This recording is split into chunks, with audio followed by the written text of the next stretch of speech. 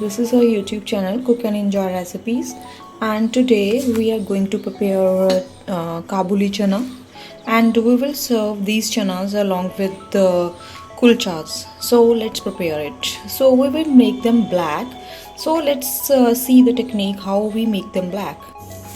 Guys, this time for preparing the saute masala for chola kulcha, I have just ground the mixture of tomatoes, onion and ginger garlic into one go. So I have ground all these mixture all together and make a smooth paste like this out of that. And before that I have taken oil in the pan, and I have put cinnamon stick, a little amount of cinnamon stick, black cardamom large into the oil, shahi zeera, and dhania seeds into the oil, and before adding this sauteed tadka into the oil. So first of all I have taken out, I have sauteed the dry spices before putting this mixture into the oil.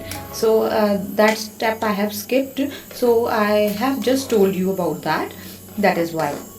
So after that we have to bring it to boil in the oil till the time the oil oozes out of the sides of the container, and we are sure then that our saute is fixed and it is ready to put into the cholis. So it will take a little bit of your time to get it sauté. So let's wait and watch. For boiling chickpeas, we have put 4 packets of tea leaves packet. We have taken Tata tea. You can take of any brand, and you will take the water 1 inches high, more than the level of the chickpeas, so that you might boil them faster and more quickly. So let's boil them for 15 to 20 minutes on high flame for the first whistle, and on the simmer for the later whistles. I have also put chole masala, that is average chole masala, into the mixture at this stage only, and I have also put a pinch of garam masala into it, because this is the summer season, so that is why we should avoid as much as masalas as we can. And along with that I have also put small amount of Maggi masala into it. I'll show you the Maggi masala that I have put.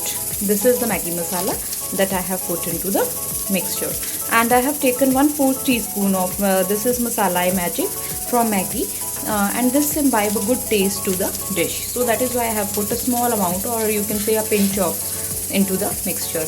And moreover, the taste of good chole masala comes with the average chole masala itself. Side by side, our chole are going to be cooked in the pressure cooker, and we are pressure cooking it in order to just make them soft and ready to eat.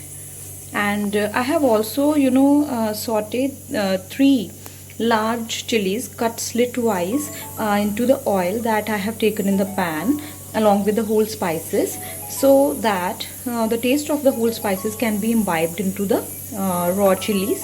And we will put into the saute tadka after oil oozes out of the sides of the container, so that our chilies might not lose the green color. See guys, you can see as we have we have ground the mixture all together. Still it might be cooked faster, because we have added 1/4 teaspoon of salt to the mixture altogether. So that is why you can see now the oil oozes out, start oozing out of the sides of the container. It means that our tadka is nearly cooked. So let's let it take some more time to get itself cooked, so that our dish might be yummy. So guys, it looks so sumptuous without any type of without any type of pomegranate seeds. Or tadka look like so sumptuous and delicious, as we are going to make chola bhatura like chanas, chola bhatura like chanas. So that is why at the end of the preparation of the dish, I'll definitely show you what type of the chickpeas are produced from. such type of you know, dish. Guys, I have taken out the packets of tea leaves. I have taken Tata tea leaves. That packets I have taken out from the boiled, chickpeas, because they have, given the color to the chickpeas. So that is why our chickpeas after, boiling look like this. So now it is the time, definitely the time to put it into the saute tadka. Saute side by side, our saute tadka is also ready. You can see the oil oozes out of the sides of the container, and I have also put the green chilies that I have told you before into the mixture. So that is why they will remain green if we put at this stage. So that is why I have put that before.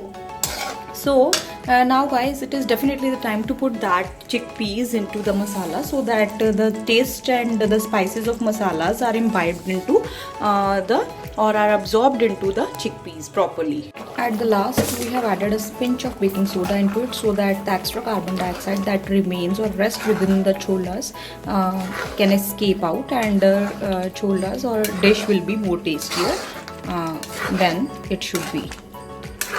So guys, it should be like this. Or chickpeas are just like that are served in the dhabas or in the nearby chola bhatura shops. So you can relish it with the flatbread, with the namkeen rice, zeera rice. You can relish it with the bhaturas or with kulchas. So today we are going to relish it with kulchas. So let's do that. Guys, we are at this stage. I have just tasted my chanas, and I have realized that it lacks a little bit of sour taste. So that is why in order to compensate that, I have added dried pomegranate crushed powder, finely crushed powder into it, in order to compensate the sourness of the dish. And I have also added some amount of salt to taste. Guys, not stretching the recipe, I just want to tell you, I have also added the finely cut roundels into the cholas, so that it might give you the dhaba look, and it is very delicious also to eat with roundels in it. And you can just have 1 or 2 boils with the roundels in it, so that they might be might become softer within the dish. See guys, I will have a close look to the cholas. You can see our chickpeas are ready to eat. Thank you.